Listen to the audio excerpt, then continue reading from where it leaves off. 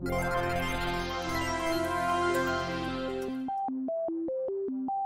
mais vraiment là, je n'ai absolument pas le temps d'enregistrer cette archive. On est en avril, tu sais ce que ça signifie, non? On a déjà reçu la commande pour la mise à jour de tout le stock de Pokémon afin qu'il soit prêt pour Noël. Si je puis me permettre, monsieur, l'archive d'aujourd'hui pourrait tout à fait correspondre à votre activité du moment. Pourquoi? Il faut que l'on parle de Dragon Quest? Négatif, monsieur, il nous faut... Non mais c'est bon, j'ai bien compris. De toute façon, depuis le dernier contrat qui avait pour but de pousser les gens à habiter en ville, les mecs des archives n'arrêtent pas de me relancer pour que je parle du projet d'origine, donc bon. Hein.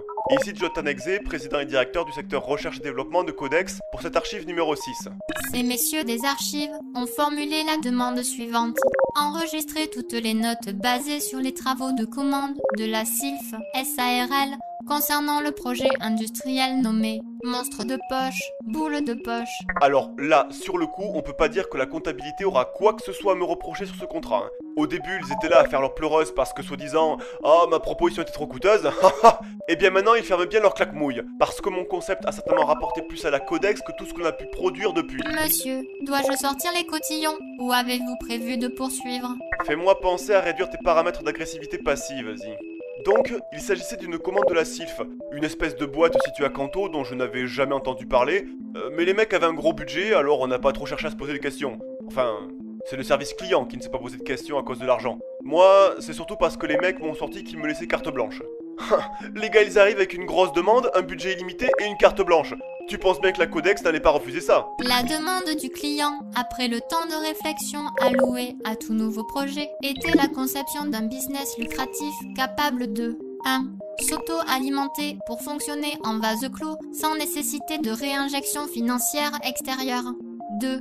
Générer un profit sur le court terme pouvant être exploité par le client. 3. Fonctionner sur le long terme afin de remodeler les bases de la société suivant ses principes. Ça a été certainement l'une des plus grosses séances de brainstorming qu'on a jamais mis en place à la Codex.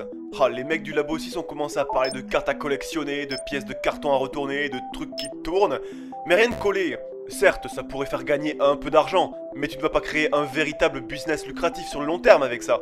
D'autant qu'il nous fallait quelque chose de puissant, quelque chose qui allait, comme le demandait le client, remodeler les bases de la société. La durée de ce brainstorming, daté du 18 février 1993, fut de 42 heures, 18 minutes et 15 secondes. 3 cafetières sont décédées ce jour-là, ainsi qu'un stagiaire de 3e. Mais au final, c'est ce bon vieux Richard du Labo 7 qui m'a mis sur la voie.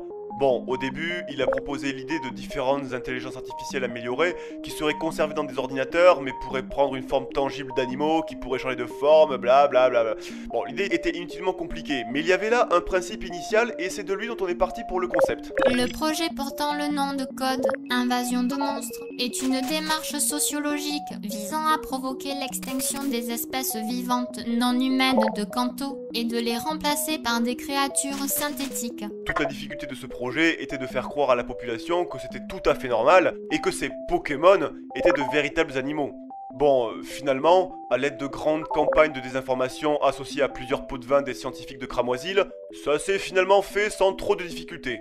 C'est aussi pour ça qu'on a fait en sorte que la plupart de ces nouvelles créatures ressemblent à des animaux connus. Comme ça, on pouvait faire croire qu'il s'agissait d'une évolution naturelle des espèces. Une équipe de surveillance et intervention nommée la Research on Creatures of Kanto to Answer Treatments fut mise en service par la SILF SARL afin qu'elle détecte toute recherche suspecte sur la composition des Pokémon et les interrompe. Ok, bon, tout ça c'était très bien et ça a marché sans souci. Les badauds qui, il faut l'avouer, étaient loin d'être des lumières, ont complètement gobé l'ensemble. Mais parlons quand même de la techno derrière les Pokémon, parce que là, franchement, je suis vraiment content de ce qu'on a fait. Au départ, les commerciaux qui, bon, soit en passant, n'étaient présents au brainstorming que pour leur donner l'impression qu'on s'intéressait à eux, se sont mis à proposer de créer chaque version des créatures synthétiques indépendamment. Indépendamment? Non mais sérieusement? Et ils vont le trouver où, le budget pour les 150 premières versions patates? Le budget illimité de la SILF, il est pour ce projet, mais derrière, faut pas que ça leur coûte un bras à chaque fois qu'ils veulent imaginer une nouvelle créature. Heureusement, Richard m'a retenu de claquer cet empaffé, et c'est là où j'ai eu l'idée du blob. Un Pokémon sous sa forme d'origine est composé de 3 éléments. Un cœur contenant un microprocesseur, un liquide de résine de polymère modifié qui l'entoure, et le tout contenu dans une bulle de latex à fibre optique ultra sensible et ultra flexible. Sous cette forme-là, Le terme technique utilisé pour appeler le Pokémon est blob.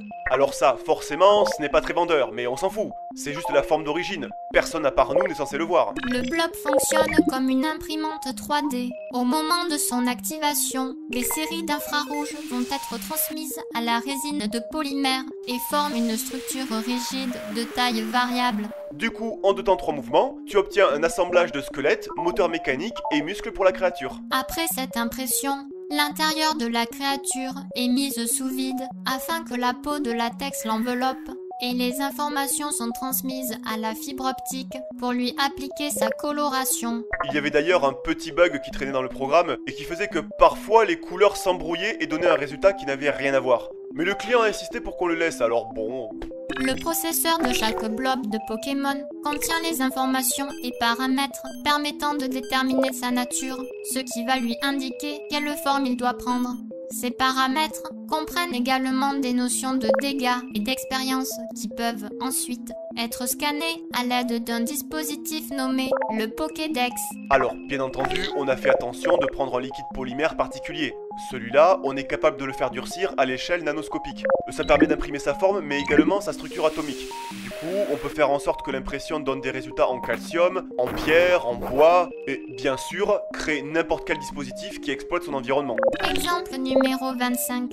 Le Pokémon intitulé Pikachu imprime sa structure osseuse en cuivre et en zinc. Par absorption de l'humidité présente dans l'air, l'addition cuivre, zinc et eau produit une accumulation d'un courant électrique que le Pokémon peut relâcher à tout moment. Ils avaient leur contexte. C'était définitivement un chamboulement complet du fonctionnement de leur société, puisque à présent, tout tournait autour des Pokémon. Mais ce n'était pas encore lucratif. Personne ne savait ni ne devait savoir que la Sylph SARL était derrière tout ça.